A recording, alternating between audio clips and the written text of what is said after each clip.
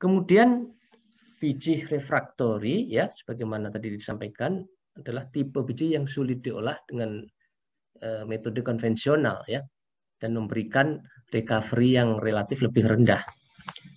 Terdapat beberapa tipe biji refraktori ya. Yang pertama adalah biji refraktori sulfida, di mana pada tipe biji refraktori sulfida ini partikel emas yang berukuran halus terinklusi ya, atau terjebak di dalam matriks mineral-mineral sulfida yang non poros ya, yang tidak bisa nanti butiran emasnya itu kontak dengan larutan sianida ya, atau non accessible. Mineral sulfida apa yang biasanya dia menjadi host mineral induk dari emas ini? Yaitu yang pertama pirit ya, FeS2. Kemudian juga arsenopirit, FeASS, ada arsennya ya. Ini kalau emasnya banyak terdapat di sana, itu kalau Anda sianidasi secara langsung, recovery-nya akan rendah. Ya. Nah, dengan ukuran yang cukup halus, ini tidak bisa dileberasi secara fisik dengan metode konvensional, misalnya dengan ball mill, dengan sack mill ya. Nah, emasnya misalnya berukuran sebagian besar di bawah misalnya 45 mikron ya. Jadi tidak mampu ini ball mill, sack mill ini. Jadi perlu harus tambahan penggerus atau bahkan ya harus dikombinasikan dengan liberasi secara kimia ya. Yang kedua adalah biji kompleks yang mengandung elemen-elemen yang mengkonsumsi sianida dan oksigen seperti pirhotit, arsenopirit, ya, markasit, juga kalkopirit. Ya. Nah, jadi kalau banyak mengandung tembaga misalnya dalam bentuk kalkopirit, ini mengkonsumsi sianida. Ya, tembaganya itu belum bisa diklasifikasikan kadarnya sebagai biji tembaga. Misalnya berapa? 3000 ppm itu 0,3% ya. Atau 2000 itu belum masuk misalnya sampai 5000 ppm ke atas. Di sisi lain emasnya tinggi gitu ya. Kadar emasnya misalnya berapa? 5 ppm misalnya ya. Nah, dalam hal ini ya dia adalah biji emas ya, dengan kandungan tembaga tinggi. Nah, kandungan tembaga tinggi ini nanti ya mineralnya mengkonsumsi sianida. Selain itu tembaga yang larut nanti problem lagi ya, karena akan mengkotori produk kan. Itu harus dilakukan pemisahan. Ya, tapi kadang-kadang biji porfiri tembaganya yang tinggi mengandung emas. Contohnya ya biji tembaga kita yang diolah menjadi tembaga katoda ya, oleh Freeport lah katakanlah menyebut namanya. Itu kan tembaganya tinggi, ada emasnya sehingga dilakukan flotasi karena emasnya berada dalam mineral sulfida, ya ikut dalam konsentrat ya. Dan dinilai juga ya emasnya itu ya dinilai sesuai dengan harga emas LME ya, dikalikan dengan payable metalnya berapa gitu ya. Faktor yang nanti kaitannya juga dengan recovery yang tidak bisa 100% di smelternya ya. Nah itu. Nah dalam hal itu prosesnya adalah proses pengolahan tembaga ya, dengan flotasi. Tapi emasnya ikut di konsentrat. Nah, di situ juga ada emas-emas bebas ya, free yang berukuran kasar. Yang tidak ikut terflotasi itu masuk ke tailing. Nah, ini juga di dalam perkembangannya diinstal gravity concentrator seperti Falcon ya, untuk menangkap emas-emas bebas ini. Tidak nanti dilebur jadi dorbulion, dimasukkan lagi ke konsentrat ya. Seperti itu. Oke, ini contoh biji kompleks. Yang kedua, yang ketiga biji frag robing. Ya, ini juga seringkali ditemui di lapangan ya. Jadi biji frag robing ini adalah biji emas yang mengandung carbonaceous materials. Material-material yang mengandung karbon. Misalnya hidrokarbon atau karbon organik ya. Karbonat, clay ya. Yang dapat menyerap kembali emas yang sudah larut. Jadi sifatnya seperti karbon aktif. Ya, jadi sianidasi emas larut ya nanti diserap lagi oleh dia. Dan karena biji itu digerus halus sampai 74 mikron ya, maka akan lolos namanya interstage screen ya. yang kuliah yang lalu kan saya tunjukkan tuh. Kalau proses adsorpsi dengan karbon aktif, karbon itu bergerak ya dari tangki terakhir menuju tangki pertama secara intermittent, tidak setiap saat mengalir ya. Sementara selarinya terus-menerus ya, overflow dari tangki 1 menuju tangki 6 ya. Nah, tapi dibatasi antar tangki itu namanya dengan interstage screen ya, ayakan antar tangki untuk menahan karbonnya. Nah, kalau tadi dia terserap di biji, di komponen yang mengandung karbon dalam biji, dia akan lolos tuh ayakan tuh sampai tangki terakhir, nanti lolos ke tailing. Ya, di kuliah yang lalu kan sudah saya tunjukkan tuh gambarnya ya. Nah itu ya, sehingga untuk jenis biji prek roping ini paling tidak prosesnya adalah carbon in leach ya. Sudah ditambahkan karbon aktif pada tahap leaching, sehingga dia segera menyerap emas yang sudah larut ya, atau berjalan secara simultan ya. Katakanlah leachingnya misalnya dibatasi 8 jam gitu. Setelah itu karbon in leach gitu. Nah, ketika konsentrasinya sudah tinggi, emasnya dia terserap oleh karbon. Nah, sisanya nanti simultan ya, pelarutan dan adsorpsi itu bersamaan. Tapi untuk yang sifat prek ropingnya ini kuat, karbon in leach saja tidak cukup ya.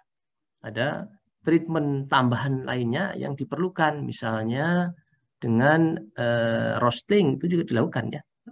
Roasting nanti mengoksidasi karbon menjadi gas CO2 ya. Kemudian bisa dengan menggunakan deaktivasi dalam larutan organik ya, dalam misalnya kerosin itu dinamakan namanya blinding agents. Jadi material karbon dalam biji itu dipasifkan dulu, tidak menyerap emas yang sudah larut, baru nanti cyanidasi. Itu contoh-contohnya. Atau menggunakan strong adsorber, misalnya resin ya. Jadi prosesnya resin in leach misalnya, tambahkan resin sehingga ya dia akan lebih kuat menyerapnya dibanding material karbon dalam biji.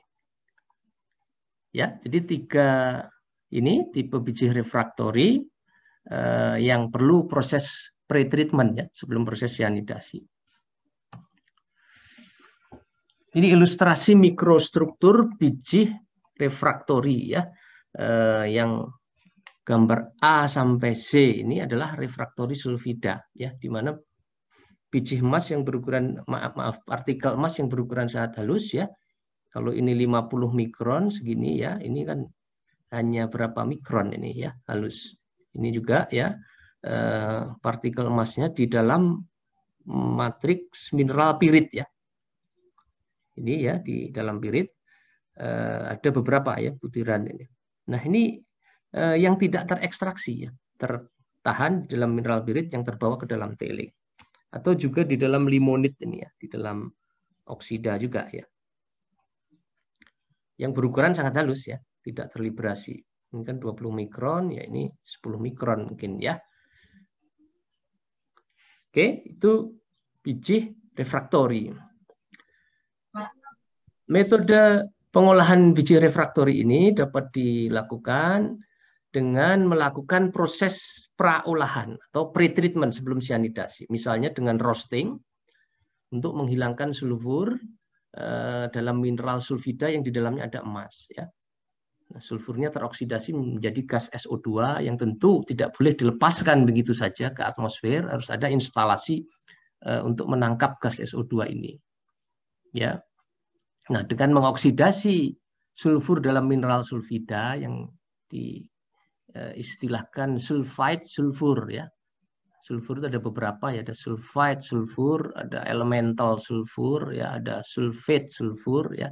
Terus nanti totalnya adalah total sulfur. Biasanya kalau analisis di laboratorium itu didefinisikan itu ya, atau ditentukan masing-masing. Nah, ini yang di dalam mineral berikatan dengan logam itu adalah sulfide sulfur. Nah, di dalamnya ada emasnya. Nah, ketika sulfurnya dioksidasi menjadi gas SO2, ini kan mineralnya seolah-olah pecah ya, menjadi oksida yang lebih poros nanti matriksnya, sehingga emasnya nanti accessible, dapat kontak dengan larutan cyanida pada tahap cyanidasi. Oke, itu yang pertama. Yang kedua namanya proses preoksidasi pada suhu dan tekanan tinggi, ya, atau pressure oxidation, ya. Nah, ini menggunakan autoclave ya untuk mengoksidasi sulfur menjadi sulfat ya. Jadi tidak ada gas SO2 dalam hal ini. Ya. Ini disingkat proses POX ya, POX, pressure oxidation. Nanti setelah selesai proses pressure oxidation-nya ya dilakukan pemisahan solid liquid ya, karena terbentuk liquid yang asam gitu. Dilakukan dengan thickener. Lalu larutan yang bersifat asam itu dinetralisasi dengan menambahkan kapur terus disimpan di telengdang. Nah, padatannya itulah yang diolah dengan cyanidasi ya, yang mengandung emas. Yang ketiga, preoksidasi dengan bantuan bakteri ya atau biooxidation. Jadi di sini digunakan bakteri yang sifatnya mengoksidasi sulfur atau mengoksidasi besi. Ya, dari besi 2 menjadi besi 3, di mana nanti besi 3 ini Fe3+ berperanan juga lebih lanjut sebagai oksidator ya. Mengoksidasi sulfur, mengoksidasi besi 2 juga ya. Dia sendiri akan tereduksi. Ya, jadi mekanismenya seperti itu. Bakteri itu mengkatalisasi.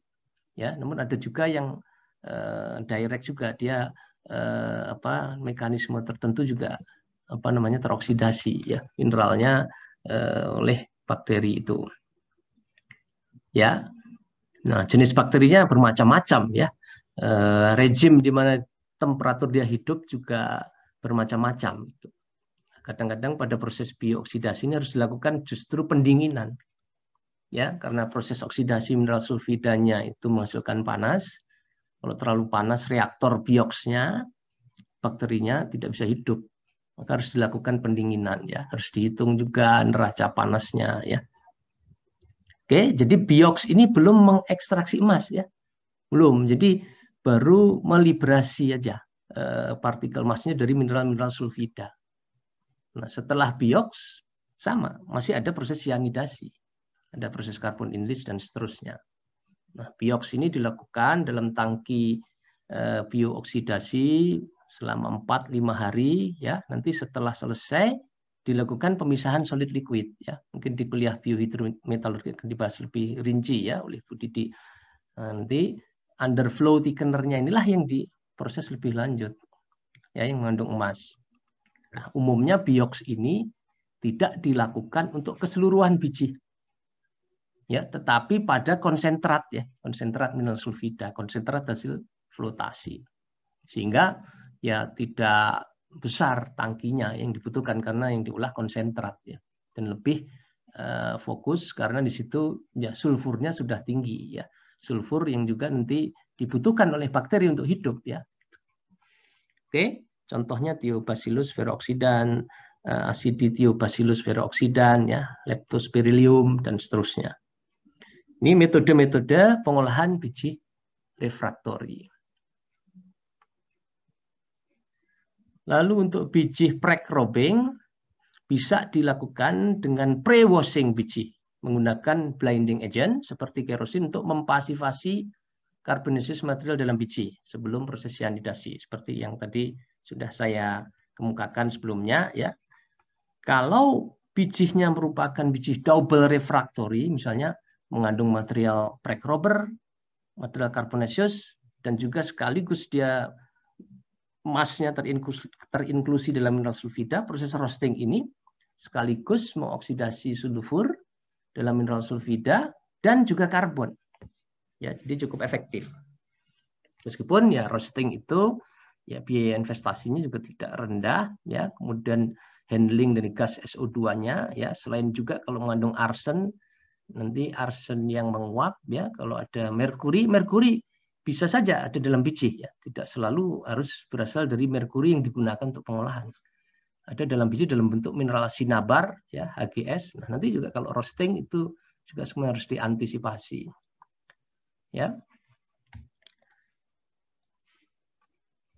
Alternatif lainnya adalah dengan proses resin enlist, tadi sudah saya jelaskan.